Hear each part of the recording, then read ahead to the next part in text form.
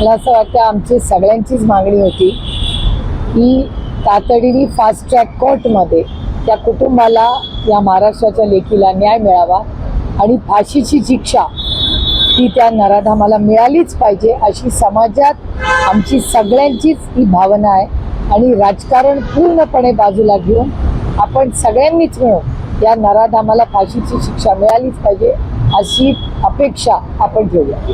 गुन्हेगारीशी संबंधित एक प्रश्न आहे. पुण्यातली अगरवाल कुटुंबियाची केस तुम्ही जर बघितली असेल ती दुर्दैवी आहे. काल मुंबईत सुद्धा भर धावत्या ट्रेनमध्ये एक मर्डरची घटना घडली आहे. या दोन्ही घटनांकडे तुम्ही कसं बघता? आणखीन एक घटना झाली की हवेली तालुक्यामध्ये मंथरवाडीला शूटिंग झालं 2 दिवसापूर्वी. म्हणजे आता कुठली गँग वगैरे असं तुमच्याच चॅनलवर आणि वर्तमानपत्रात मी वाचलं. पण मंथरवाडी ही बारामती लोकसभा मतदारसंघाचा भाग आहे. आम्ही सगळे तिथे नेहमी जात येत असतो आणि मंथरवाडीमध्ये जर गोळीबार होत असेल तर काय करावं? म्हणजे क्राईम कमी होत आहे जेव्हा आम्हाला एवढी 9 पाणी पत्र येतात, पण खरंच पुण्यात क्राईम कमी झालाय का होतोय का? हे दुर्दैव आहे की ह्या राज्यामध्ये वर्दी, ज्या पोलिसांचा सार्थ अभिमान आपल्याला आहे सगळ्यांना, त्या पोलिसांना त्या वर्दीची भीती कोणाला राहिलेली नाही. ते वारंवार रोज चॅनल आणि वर्तमानपत्रात ज्या घटना येतात त्याच्यातून दिसतं. काही काल मुंबईत पाऊस झाला आणि पुण्यात सुद्धा परवा पाऊस झाला. पहिल्याच पावसामध्ये मुंबईचे हाल आपण बघितले. थेट महापौरांच्या समोरच एक व्यक्ती चेंबरमध्ये पडतोय. पुण्याची परिस्थिती फार काही चांगली नाहीये. कमी वेळेत अधिक पाऊस असल्यामुळे रस्त्यावर पाणी साचतंय. मॉन्सून पूर्व कामं अजूनही प्रलंबित आहेत असं वाटतंय. मुंबईमध्ये शिवसेना आणि पुण्यामध्ये राष्ट्रवादी यांना नावं ठेवून आमचे विरोधक यांनी किती आम्ही वाईट काम केलं हे सांगितलंय. पण आमच्या काळात पेक्षा जास्त पाणी तुंबणं आणि नियोजन नसणं हे पुण्यात मुंबई दोन्ही ठिकाणी आणि दोन्हीकडे आज सत्तेत कोण आहे हे मला वेगळं सांगायची गरज नाही. त्याच्यामुळे विरोधात असताना खोटे नाटे आरोप करायचे आणि सत्तेमध्ये आल्यावर कुठलीही एफिशियन्सी करायची नाही, जाहिरातबाजी करायची, पक्ष फोडायचे, घरं फोडायचे, एवढंच त्यांचं काम. महाविकास आघाडीची बैठक झालेली आहे. यामध्ये 23 आमदार गैरहजर राहिले आहेत. उद्धव ठाकरे यांनी सुद्धा याबद्दल नाराजी व्यक्त केलेली आहे. खरंच महाविकास आघाडी आता, कारण 6 खासदार फुटल्यानंतर चिंता व्यक्त केली आहे. नाही, साहजिक आहे, काळजी वाटणं साहजिकच आहे. आणि असेंब्लीमध्ये मी देवेंद्रजींचंही भाषण तुमच्याच चॅनलवर ऐकलं आणि आमच्याहीकडून आमदारांच्या बाबतीत दोन्ही बाजूनी असं वाटतं की फार लोक तिथे संसदेत असेंब्लीमध्ये नसतात, विधान भवनमध्ये नसतात. असं भारतीय जनता पक्ष म्हणजे सत्ताधारी पण आणि विरोधात असंच सगळीकडे चित्र दिसतंय. आमचे आमदार कुठे होते हे माहिती आहे. जयंतरावांच्या घरीच लग्न होतं, त्याच्यामुळे जयंतराव सांगलीला होते. रोहित काल पंढरपूरला होता. त्या तुम्हाला सगळ्यांना ते माहितीच आहे, त्याच्या सोशल मीडिया प्लॅटफॉर्मवरच सगळं. त्याच्यामुळे आमचे आमदार कुठे होते हे आम्हाला माहिती आहे आणि ते आधी सांगून गेले होते. बाकीच्यांचं काय आहे मला वाटतं बंटी दादा किंवा या सगळ्यांकडून आज उद्यामध्ये तुम्हाला मुंबईत कळेल. आणले आहेत ते तिथं जी जिल्हा निवडणूक होती, जिल्हा बँकेची, तिथं मात्र ते माहिती सोबत आहेत. म्हणजे थेटपणे ते माहिती वाचून लढतात. अंबादास दानवे ठाकरेंचे आमदार तिकडे हे खासदार फुटलेले आहेत. असं असताना पुन्हा ते माहिती सोबत महाविकास आघाडीमध्ये हे बघा, बँकेचं इलेक्शन हे सहकारचं इलेक्शन. अनेक वेळा आता तुम्ही ती मुंबईची बँक बघा, सगळ्या पक्षाचे लोक त्या होते. त्याच्यामुळे सहकारमध्ये राजकारण आणू नये अशी आमची, किंवा संस्थांमध्ये राजकारण आणू नये ही आमची नेहमीच भूमिका, भावना राहिलेली आहे. त्याच्यामुळे ह्या ठिकाणी एखाद्या बँकेत किंवा कुठल्याही सहकारी संस्थेमध्ये पक्ष हा बाहेरच असला पाहिजे आणि त्याच्यात कोणी काय करत असेल त्याच्यात हा फार काही आपण विचार करू. संभाजीनगरची एक बातमी आहे. संभाजीनगरमध्ये ना एका खाजगी शाळेमध्ये एका 23 वर्षीय मुलाला जे आहे ना ती मारहाण करण्यात आली आहे. त्या घटनेचे सीसीटीव्ही आले. पण गंभीर हे आहे ना की त्या मुलांच्या मारहाणीमध्ये ना म्हणजे 2 मुलांची भांडण आहेत, पण कुठलाही प्रिन्सिपल, कुठलाही शिक्षक तिथे नाहीये. तो सीसीटीव्ही जर बघितला ना तर आपल्या लक्षात येईल की शाळेने किती निष्काळजीपणा केलाय. या सगळ्या प्रकरणात सरकारनं काहीतरी पाहावं, कारण ही दुसरी घटना आहे की 6 महिन्यात याआधी एका खाजगी शाळेत असंच झालं.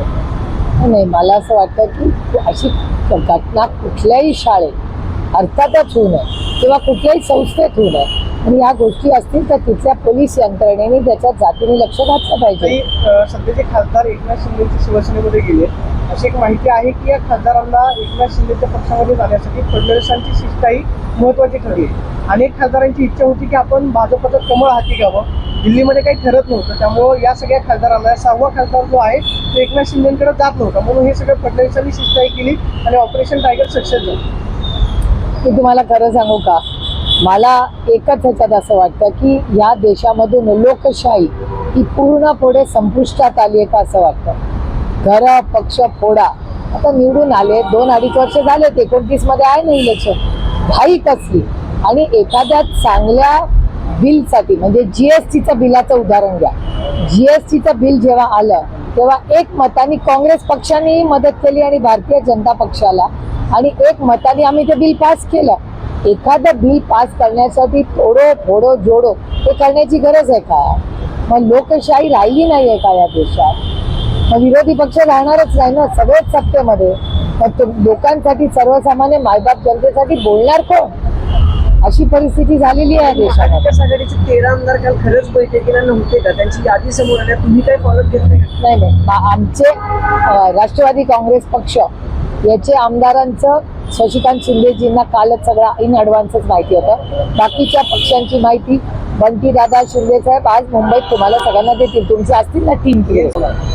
आता काय म्हणजे की या सगळ्या पाठ्यपुस्तकांमध्ये अशा पद्धतीचा अभ्यासक्रम येतो, योग्य वाटतं का? किंवा काही वेगळा प्रसार जो आहे तो या शिक्षण माध्यमातून करण्यात येतो आहे असं तुम्हाला वाटतं? हो, अर्थातच NCERTचा सातत्याने गैरवापर हा सरकार करतंय अशी भावना शिक्षण तज्ज्ञ मानतात.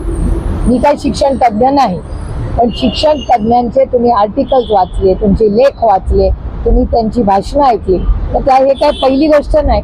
अशा अनेक गोष्टी झालेल्या आहेत ज्याच्यामध्ये आपली एक विचारधारा ही लादली जाते पुढच्या पिढीला.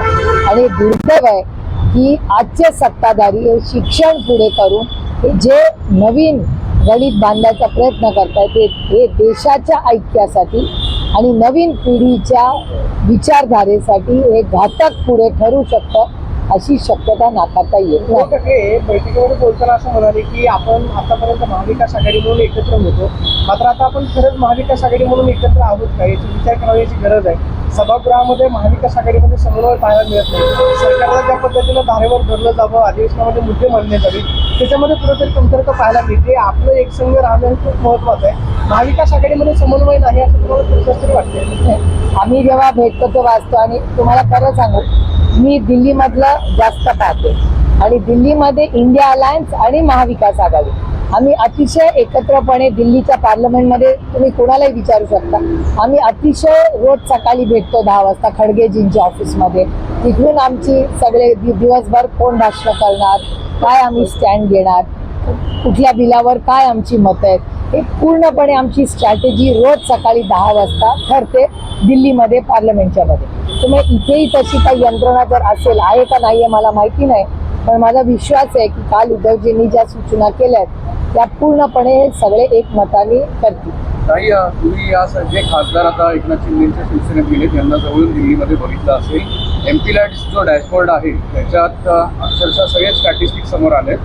50% सुद्धा या खासदारांनी निधी जो आहे त्याचा उपयोग केला नाहीये आणि दुसऱ्या बाजूला आम्हाला निधी मिळत नाही म्हणून आम्ही एकनाथ शिंदेच्या सरकारमध्ये पक्षात चाललोय अशी भूमिका त्यांनी जाहीर केली. कसं बघता या? नाही, मी स्वतःपासून सुरू करते. मी आत्ता पुण्याच्या कलेक्टरांना 2 गोष्टींसाठी भेटायला चालले.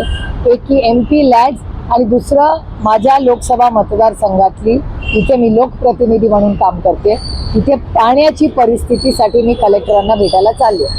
काय होतंय तो डॅशबोर्ड, आता माझ्याबद्दल ही चुकीची माहिती आहे. 3 वर्षाची सगळी कामं माझी 100% अप्रूव्ड आहे, आणखीन पैसे दिले, पण त्या डॅशबोर्डचा जे अपलोडिंग असतं त्याची एक नवीन पद्धत सुरू झालेली आहे आणि त्याच्यामुळे खरंच नक्की किती निधी झालाय नाही झालाय हे स्पष्टता येत नाही.